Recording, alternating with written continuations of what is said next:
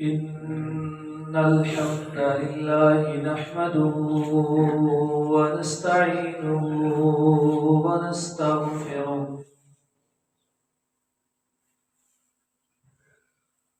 ونعوذ بالله من شرور أنفسنا ومن سيئات أعمالنا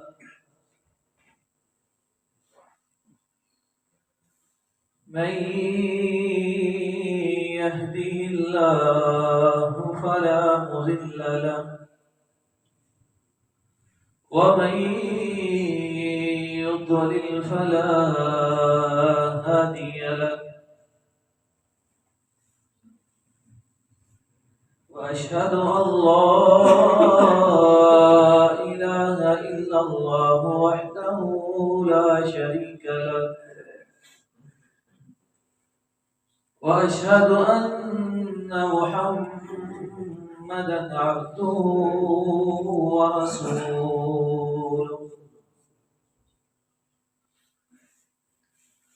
أما بعد فإن خير الحديث كتاب الله وخير الهدي هدي محمد صلى الله عليه وسلم وشر الأمور محدثاتها وكل محدثة بدعة وكل بدعة ضلالة وكل ضلالة في النار. أعوذ بالله من الشيطان الرجيم.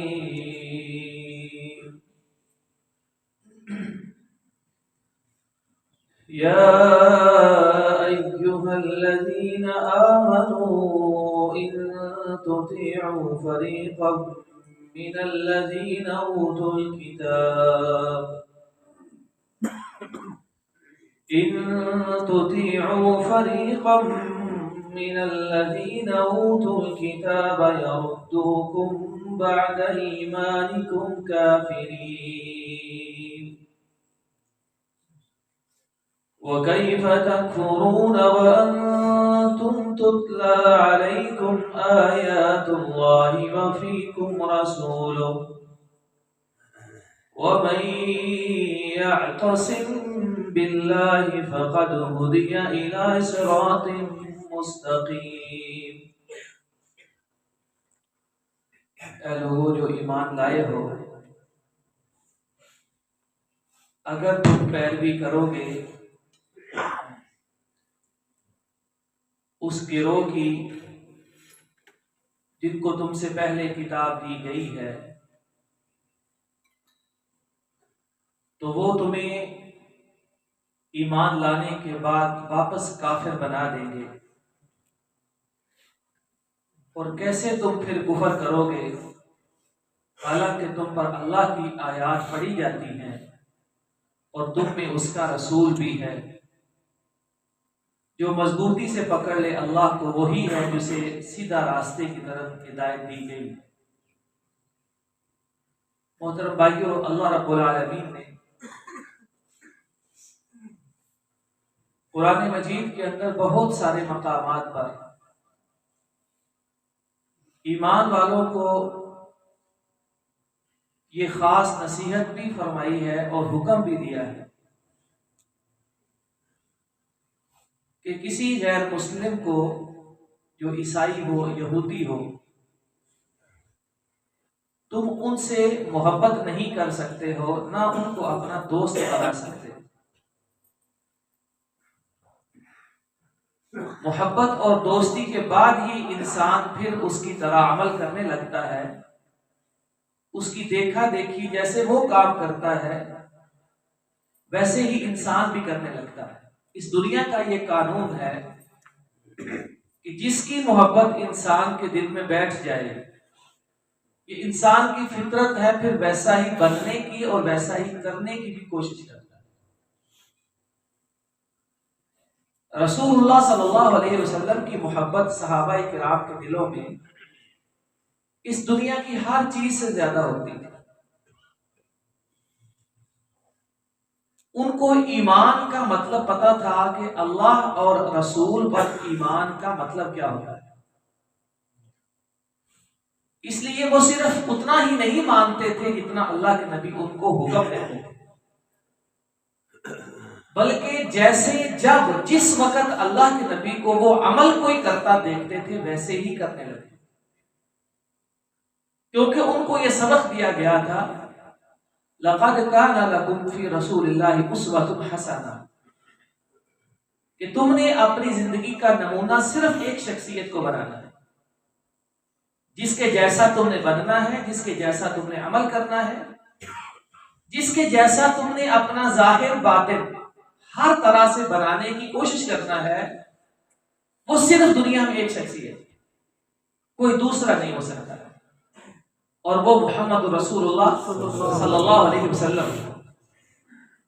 صرف ان کی سنت، ان کی سیرت اور ان کا کردار ایک مسلمان کے لیے لازم اور فرض ہوتا ہے، اور اس سے منہ موڑنا، اس سے دور ہونا یہ ہلاکت اور بربادی کی علامت ہے. اس لیے مسلمانوں کو یہ حکم دیا گیا ہے کہ کسی کافر سے تم اپنے دل میں محبت نہیں رکھ سکتے. یہ قرآن مجید کے الفاظ ہیں. کسی کافر کو تم اپنا دلی دوست نہیں بنا سکتے.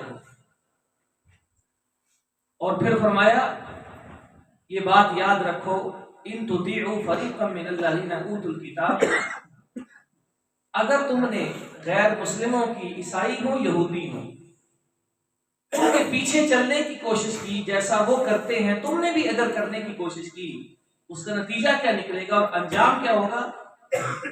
یردوکم بعد ایمانکم کافرین. اللہ فرماتے ہیں کہ وہ تمہیں واپس پہلے جیسا کافر بنا کر چھوڑے. کافر صرف یہی نہیں ہوتا کہ بندہ کہے میں اللہ کو اور اس کے رسول کو نہیں مانتا.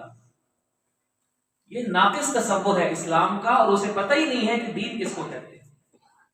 جیسے اللہ اور رسول کا انکار کفر ہوتا ہے کہ میں محمد صلی اللہ علیہ وسلم کو رسول نہیں مانتا، میں عیسیٰ کا کلمہ پڑھتا ہوں، جیسے یہ کفر ہوتا ہے، ویسے ہی اگر بندہ اسلام پر ہمیشہ ہمیشہ کے لیے عمل کرنا چھوڑ دے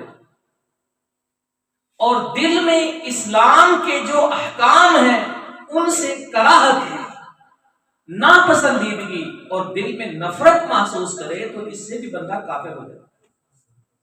قرآن مجید میں آتا ہے ذالک بأنہم کرہوا ما انزل اللہ، کہ یہ جو منافق ہیں آپ کے اندر مدینہ میں عبداللہ بن ابی اور اس کی کمپنی، ان کو کافر کس چیز نے بنایا؟ کرہو، انہوں نے اپنے دل سے نفرت کی اس دین سے جو اللہ نے آپ کو عطا کیا. تو جیسے کلمے کا انکار کفر ہوتا ہے، ویسے ہی شریعت کی تعلیمات سے نفرت اور کراہت بھی کفر ہوتا ہے، جو بندے کو دائرہ اسلام سے خارج کر دیتا ہے. ایسے ہی قرآن مجید کے اندر ایک اور مقام پر آتا ہے کہ جو شخص اللہ کے احکام میں سے کسی حکم کا مذاق اڑاتا ہے، بدعملی، کوتاہی کی وجہ سے، سستی کی وجہ سے، اس سے بندہ کافر نہیں ہوتا. لیکن اگر ایک بندہ دین کے کسی ایک عمل سے، دین کے کسی ایک حکم اور تعلیم سے بھی ایسے رویہ بنائے کہ اس کا مذاق اڑائے، مثال کے طور پر داڑھی رکھنا ہے، یہ فرض ہے، اگر کوئی سستی سے، کوتاہی سے نہیں رکھتا تو وہ مسلمان ہی رہتا ہے، کافر نہیں ہوتا، گنہگار ہوتا ہے. شلوار ٹخنوں سے نیچے رکھنا یہ کبیرہ گناہ ہے، جہنم میں لے جانے کا سبب ہے. اللہ کے نبی علیہ السلام فرماتے ہیں کہ ٹخنوں سے نیچے جتنی شلوار ہوگی اتنا جسم کا حصہ قیامت کے دن جہنم میں ڈالا جائے گا. لیکن اگر کوئی بندہ سستی اور کوتاہی سے کرتا ہے، وہ گنہگار ہوتا ہے، کافر نہیں ہوتا. لیکن اگر کوئی شخص داڑھی کا مذاق اڑاتا ہے، شلوار ٹخنوں سے اوپر کسی کو دیکھ کر اس کا مذاق اڑاتا ہے، تو اتنے سے ہی بندہ کافر ہو جاتا ہے۔ یہ قرآن مجید 10ویں پارے میں اللہ رب العالمین نے فرمایا ہے کہ دین کی تعلیمات کا مذاق اڑانا یہ بندے کو کافر بنا دیتا ہے۔ یہی نقصان ہوتا ہے کہ اگر بندہ کافروں کی مجلسوں میں بیٹھنے لگتا ہے، کافروں کے ساتھ دوستیاں لگانے لگتا ہے، پھر جتنے شریعت نے احکامات دیے ہیں، جتنی شریعت نے چیزوں سے منع کیا ہے، وہ اس کے لیے کوئی حیثیت نہیں رہتی۔ مثال کے طور پر شریعت نے عورتوں کے لیے حرام قرار دیا ہے کہ وہ کسی غیر محرم کے ساتھ اکیلے نہیں بیٹھ سکتے۔ اسی طرح شریعت نے حکم دیا ہے کہ کسی جگہ بھی مرد اور عورت اکٹھے نہیں ہو سکتے، چاہے لوگوں کے سامنے ہی۔ اللہ کے رسول علیہ السلام ایک دن گلی اور راستے میں جا رہے ہیں، آپ نے دیکھا مرد اور عورتیں گلی میں مکس ہو کر چل رہے ہیں، یعنی اندر ہی مرد ہیں، اندر ہی عورتیں چل رہی ہیں۔ اللہ کے رسول علیہ السلام نے فرمایا، اے عورتوں علیکن بحافات الطرق، کہ تم پر لازم ہے کہ جب تم سڑک یا گلی میں چلا کرو تو راستے کے کناروں پر چلا کرو، درمیان میں نہیں چل سکتے۔ درمیان میں مرد چلیں گے، ان سے ہٹ کر تم نے گلی اور راستے کے دائیں بائیں کناروں میں جائے گا۔ اب اس حدیث کو ذرا آپ توجہ سے سنیے تو آج ہمارے معاشرے میں اسکولوں، کالجوں میں، یونیورسٹیوں میں، دفاتر میں، پرائیویٹ حکومتی اداروں میں جس قدر مردوں اور عورتوں کا اختلاط ہوتا ہے، گیدرنگ ہوتی ہے، وہ اکٹھے ہی بیٹھتے ہیں، اکٹھے ہی جاب کرتے ہیں، اکٹھے ہی رہتے ہیں، تو آپ کا کیا خیال ہے کہ اسلام اس کی اجازت دیتا ہے؟ ان لوگوں نے یہ طور طریقہ کہاں سے لیا؟ اگر آپ اپنے ہی معاشرے میں 100 سال پیچھے چلے جائیں، جن کی عمر 50-60 سال ہے، وہ پیچھے نظر دوڑائیں، ان کو مسلمان معاشرے میں مردوں اور عورتوں کا ایسے اکٹھا جاب کرنا، یونیورسٹیوں میں لڑکیوں اور لڑکوں کا اکٹھا بیٹھ کر تعلیم حاصل کرنا، یہ کہیں نظر نہیں آیا۔ یہ طور طریقہ کہاں سے آیا ہے؟ یہ غیر مسلموں سے آیا ہے۔ دین ہم کو یہ سکھاتا ہے کہ اگر ایک مرد اور ایک عورت اکٹھے ہوں، تیسرا ان کے درمیان شیطان ہوتا ہے۔ یہ کس نے فرمایا ہے؟ اللہ کے رسول نے فرمایا ہے۔ اور اللہ کے رسول کو کس نے بتایا ہے؟ اللہ رب العالمین نے بتایا ہے۔ جس نے مرد کو پیدا کیا، جس نے عورت کو پیدا کیا، جس نے شیطان کو پیدا کیا۔ اب اللہ اور رسول کی ایک اس قدر دو ٹوک بات ہمارے سامنے ہے، اور دوسری طرف نہ ہم کوئی پرواہ کرے، نہ اپنی خواتین پر روک اور پابندی لگائے، تو بتائیے ہم نے اللہ اور رسول کا کلمہ پڑھ کر ان کو سچا کیسا مانا؟ نبی کریم علیہ السلام ارشاد فرماتے ہیں کہ کوئی عورت بھی اپنے محرم کے بغیر سفر نہیں کر سکتی۔ لا تسافر المرأة الا ومعها ذو محرم، اکیلی عورت سفر نہیں کر سکتی۔ سفر کس کو کہتے ہیں؟ کہ شہر سے باہر جانا، باہر نکل کر 20-25 کلومیٹر دور جانا، اس کو سفر کہتے ہیں۔ یہ نہیں کہ شہر کے اندر بازار میں جا سکتی ہے اکیلے، یا کسی ہاسپٹل میں، کسی ادارے میں پردے کے ساتھ شہر کے اندر عزت کی حفاظت ہو، خطرہ نہ ہو تو جا سکتی ہے۔ ہم سفر کی بات کر رہے ہیں۔ سفر وہ ہوتا ہے جو شہر کی آبادی اور حدود سے نکل کر آگے آغاز ہوتا ہے، اس کی حد 25 سے 20 کلومیٹر تک ہے۔ فرمایا ایک عورت اکیلے اتنا سفر نہیں کر سکتی، اسلام نے منع کیا۔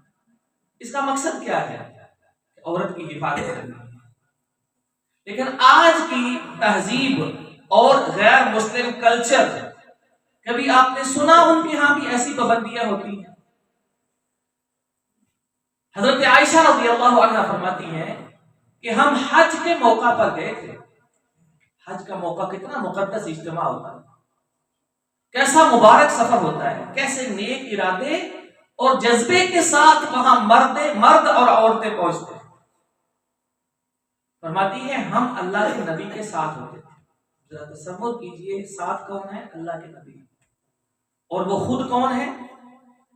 اللہ کے نبی کی بیوی، جو مومنوں کی مائیں ہوتی ہے۔ فرماتی ہیں ہم جب سامنے دور سے کسی اجنبی کو آتا دیکھتے تھے تو اپنے چہرے پر پردہ کر لیا۔ سامنے آنے والے حج کرنے والے کون ہوتے تھے؟ صحابہ کرام ہوتے تھے۔ نبی پاس ہوں، نبی کی بیویاں ہوں، آنے والے صحابہ کرام جیسے مومنین ہوں، تو امت کی مائیں کیا کرتی ہیں؟ اپنے چہرے کو چھپا لیتی ہیں۔ آج ہماری حالت کیا ہے؟ ہم جس معاشرے میں رہتے ہیں، جن اداروں میں جاتے ہیں،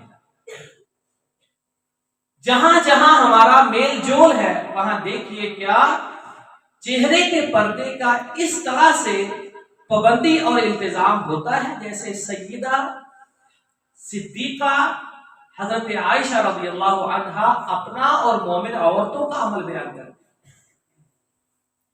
آخر ہم نے پردے کو اتنا ہلکا کیوں سمجھا ہے؟ یہ بیک وقت ایسے نہیں ہوا۔ غیر مسلموں نے اس اپنے کلچر کو جب پھیلانا اور عام کرنا شروع کیا، ہمارے میڈیا نے اس کی اشاعت اور ترویج شروع کی اور پورا زور لگایا کہ بے حیائی کے جتنے بھی مظاہر ہیں، جتنی بھی شکلیں ہیں، یہ مومنوں کو بار بار دکھاؤ، ان کو بار بار دکھاؤ۔ گناہ کا سب سے پہلا حملہ یہ ہوتا ہے کہ دل سے گناہ کی نفرت ختم ہو جاتی ہے۔ اللہ رب العالمین نے صحابہ کرام کی جو شان قرآن میں بیان کی ہے سورہ حجرات میں، اس میں ایک بہت بڑی خصوصیت یہ بتائی ہے کہ ہم نے صحابہ کو یہ نعمت دی تھی کہ ان کے دلوں میں گناہ کی نفرت پیدا کی۔ وَكَرَّهَ إِلَيْكُمُ الْكُفْرَ وَالْفُسُوقَ وَالْعِصْيَانَ۔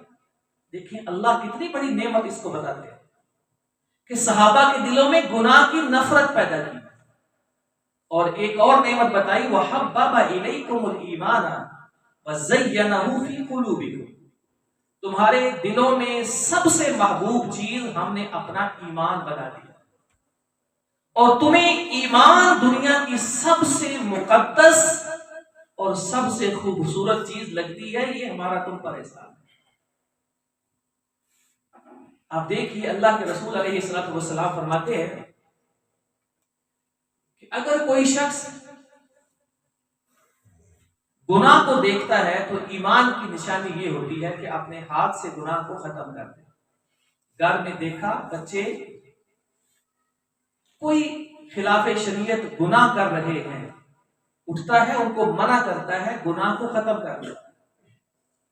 یہ سب سے افضل ایمان ہوتا ہے کہ جہاں طاقت ہے وہاں ہاتھ سے گناہ کا خاتمہ کرے۔ فرمایا اگر اتنی استطاعت نہیں ہے تو زبان سے بول کر گناہ کے خلاف آواز اٹھانی، اور فرمایا اتنی بھی طاقت نہیں ہے تو سب سے کمزور ایمان کا درجہ یہ ہوتا ہے کہ دل میں گناہ سے نفرت پیدا ہو۔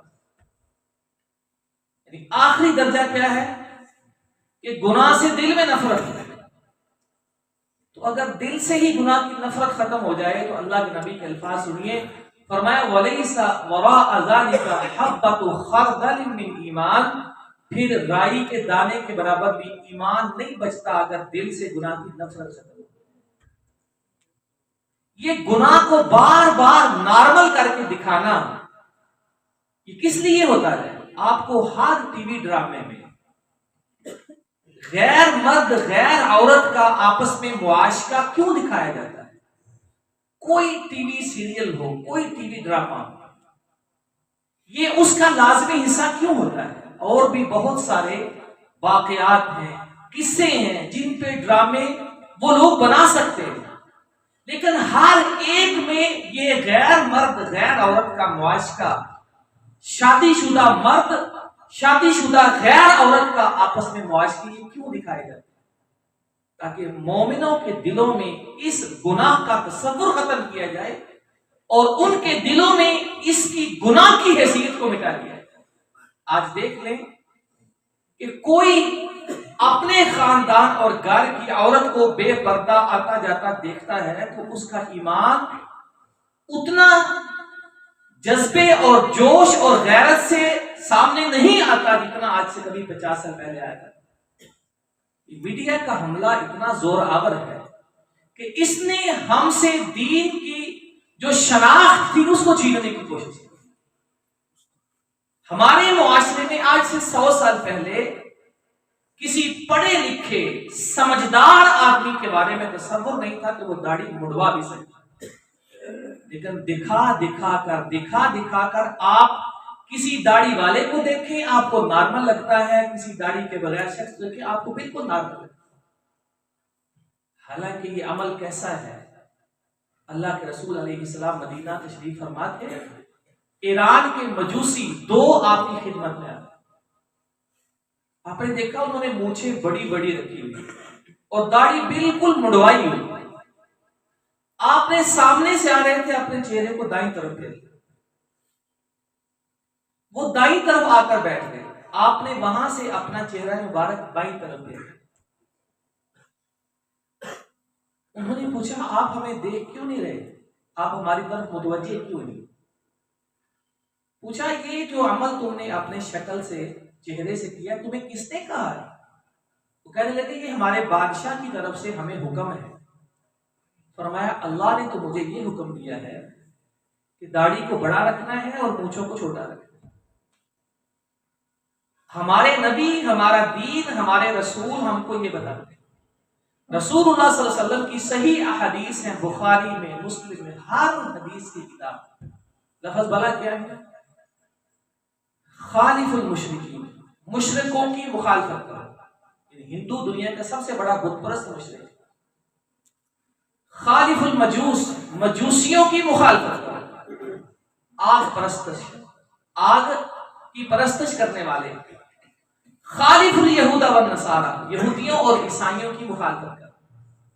دیکھو دنیا کے ہر کافر کی مخالفت کا حکم دے کر فرمایا کیا کرو؟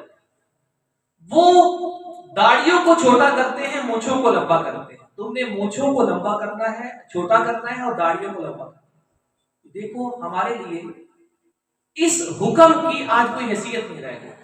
وجہ وہی ہے کہ ہمارے دل و دماغ میں ان گناہوں کی حیثیت مٹا کر ہمیں بالکل اس کے حوالے سے نارمل بنا دیا۔ اللہ تعالیٰ فرماتے ہیں قرآن مجید کے اندر، بلکہ اللہ کے رسول علیہ السلام نے ایک قانون بیان کیا، من تشبہ بقوم فہو منہم۔ دنیا میں جو شخص جس قوم جیسا بننے کی کوشش کرتا ہے، شکل میں، صورت میں، لباس میں، عادات میں، اخلاق میں، فہو منہم، وہ قیامت کے دن ان کے اندر شمار ہوگا۔ اور ایک قرآن مجید میں ایک جگہ پر فرمایا وَمَن يَتَوَلَّهُ مِنكُمْ فَإِنَّهُ مِنْكُمْ، تم میں سے جو یہودیوں اور عیسائیوں سے محبت کرے گا ہم اسے قیامت کے دن اس کے اندر شمار کریں گے۔ ہمارے دین کا یہ مستقل حکم ہے کہ تم ایسے لوگوں کی پیروی نہیں کر سکتے ہو جو یہودی اور عیسائی ہیں، تم سے پہلے وہ گزرے ہیں، ان کے پیچھے تم نہیں چل سکتے۔ خاص طور پر ان جیسا کوئی تہوار، کوئی جشن نہیں بنا سکتا، حتیٰ کہ شریعت نے ہمیں ہر اس چیز سے منع کیا ہے جو کافروں کی خصوصیات ہوتی ہیں، چاہے اس وقت وہ موجود بھی نہیں۔ یعنی آج بھی دنیا میں کوئی کافر ایسی چیز ایجاد کرے اپنے مذہب اور اپنے طور اتوار میں جو صرف کافروں کی نشانی ہے، وہ ہمارے لیے ویسے ہی حرام ہے کہ ہم ان جیسا عمل۔ جشن اور تہوار کے حوالے سے خاص طور پر حکم ہے، اللہ کے رسول علیہ السلام نے فرمایا اللہ نے تمہارے لیے دنیا میں سارے تہوار ختم کر دیے، ہر جشن سے تم کو منع کر دیا ہے، صرف 2 تہوار دیے ہیں، عید الاضحیٰ اور عید الفطر۔ اس کے علاوہ مسلمان کوئی جشن کوئی تہوار اپنے دین کا حصہ سمجھ کر، مذہب کا حصہ سمجھ کر، نیکی سمجھ کر نہ منا سکتا ہے، نہ ان کے اندر جا کر بیٹھ اور کھڑا ہو سکتا۔ قرآن مجید میں خاص طور پر حکم فَلَا تَقْعُدُوا مَعَهُمْ کہ جب کافر کوئی اپنا مذہبی عمل کر رہے ہوں تم ان کے ساتھ بیٹھ نہیں سکتے۔ آگے الفاظ دیکھیے کتنے بڑے ہیں، اِنَّكُمْ إِذًا مِثْلُهُمْ، اگر بیٹھ گئے تو تم بھی ان جیسے اللہ کے ہاں شمار ہو۔ یہ قرآن کی آیت ہے، یہ کوئی معمولی باتیں نہیں ہیں۔ آج دیکھ لو ہمارے ہاں جب نیا سال شروع ہوتا ہے، نیو ایئر نائٹ کے نام سے الگ پروگرام ہوتے ہیں، نیو ایئر مبارکبادیں چلتے ہیں، حالانکہ اس نئے سال سے ہمارے دین کا، مسلمان کا کوئی تعلق ہی نہیں۔ کیسے ہمارے اخبارات ہوں، میڈیا پر چینلز ہوں، کس طرح اس حوالے سے خاص پروگرام کرتے ہیں۔ وجہ کیا ہے؟ وجہ وہی ہے کہ یہ چیزیں بھی انہوں نے تمہارے اندر تمہاری زندگی کا حصہ بنانی ہے تاکہ تم بھی ان جیسے بن جاؤ جن پر اللہ کا غضب ہوا اور جن پر اللہ تعالیٰ کی لعنت برسی۔ اس لیے قرآن مجید کے ان الفاظ کو کبھی نہیں بھولنا چاہیے۔ اللہ فرماتے ہیں ان تطیعوا فریقا من الذین اوتوا الکتاب، کہ اگر تم غیر مسلموں کے پیچھے چلو گے یردوکم بعد ایمانکم کافرین، تمہارے ایمان لانے کے بعد پھر تم کو واپس کافروں جیسا وہ بنا کر چھوڑے۔ اللہ تعالیٰ سے دعا ہے کہ ہم کو سمجھنے کی اور عمل کرنے کی توفیق عطا فرمائے۔ وآخر دعوانا الحمدللہ رب العالمین۔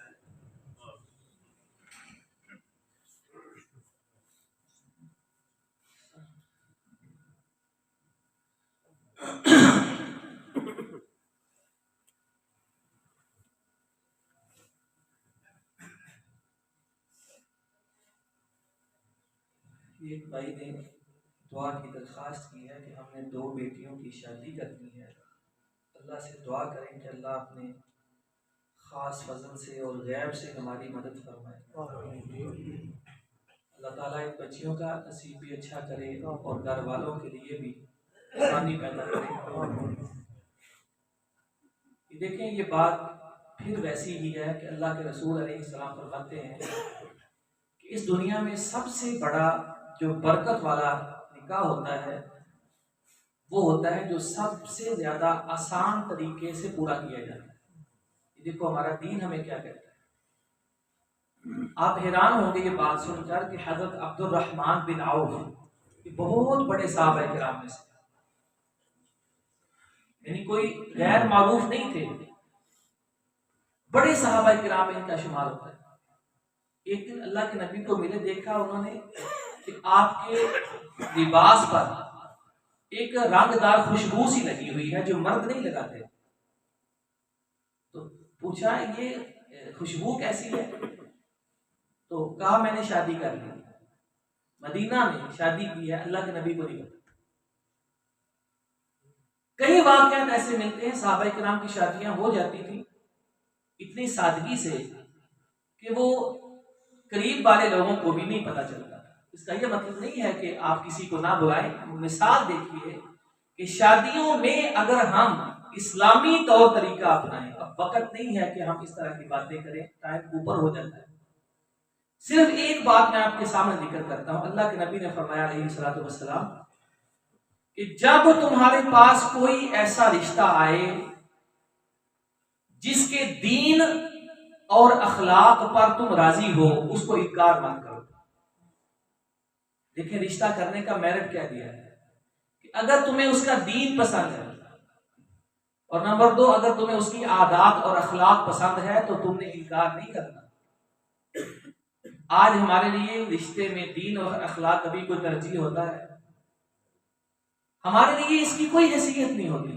نتیجہ کیا نکلتا ہے؟ بے دین، بد اخلاق، شریعت سے دور لوگوں میں شادی بیاہ ہوتے ہیں اور اس کے بعد ساری زندگی سردرد ہی ختم نہیں ہوتی، کیونکہ اس میرٹ کو چھوڑ دیا جو اللہ اور اس کے رسول نے ہمارے لیے بنایا. تو اس لیے شادیوں میں آج کل جو ہم کرتے ہیں، کیا کسی کی شادی میں آپ مہندی کی رات کو جا کر دیکھیں، وہاں لگتا ہے کہ یہ لوگ اللہ رسول کو ماننے والے ہیں؟ آپ کو لگتا ہے کہ اللہ رسول سے کوئی تعلق ہی نہیں. کس طرح عورتیں، کس طرح گانے بجانے، کس طرح ڈول ڈمکے. میں آپ کو ہمیشہ ایک حدیث سناتا ہوں. اللہ کے نبی فرماتے ہیں جہاں ڈول کی آواز آتی ہے وہاں اللہ کی لعنت نازل ہوتی ہے. اس سے بڑی بات کوئی ہو سکتی ہے؟ فرمایا دو آوازیں ہیں جہاں سے آئیں وہاں اللہ کی لعنت نازل. ایک خوشی کے موقع پر موسیقی کی آواز، اور دوسرا غمی کے موقع پر ماتم اور رونے پیٹنے کی آواز.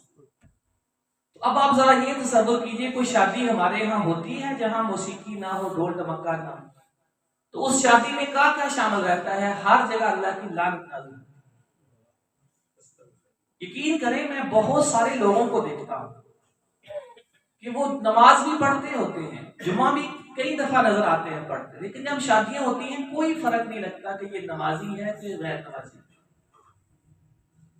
اس طرح شادیاں ہوتی ہیں کہ وہاں نمازی غیر نمازی، حاجی صاحب غیر حاجی صاحب، اس کا فرق ہی مٹ جاتا ہے. وہاں خواتین کو دیکھو ننگے چہرے کے ساتھ غیر مردوں کے آس پاس پھرتی نظر آتی. وہاں آپ گانے بجانے کو دیکھو کوئی فرق نظر نہیں آتا ہے. لگتا ہی نہیں ہے کہ ان لوگوں نے کبھی اللہ رسول کا نام سنا. جب حالات ایسے ہوں تو پھر ہمارے لیے اللہ کی رحمتیں اپنے گھر کے اندر، بچوں کے اندر کیسے نازل ہو سکتی؟ ابھی دیکھیے میں نے پچھلے ہفتے آپ حضرات کی خدمت میں کس درد سے اعلان کیا کہ ہمارے بچوں کو اسکول سے چھٹیاں ہونے والی. ہمارے بچے سارا دن اسکول رہتے ہیں، پھر آ کر ٹیوشن پڑھتے ہیں، تھک کر سو جاتے ہیں. تو چھٹیاں ہیں، بچے فارغ ہوتے ہیں، گلیوں میں پھرتے ہیں، شرارتیں سیکھتے ہیں، غلط طرح کے بچوں کی صحبت میں بیٹھ کر خراب ہوتے ہیں.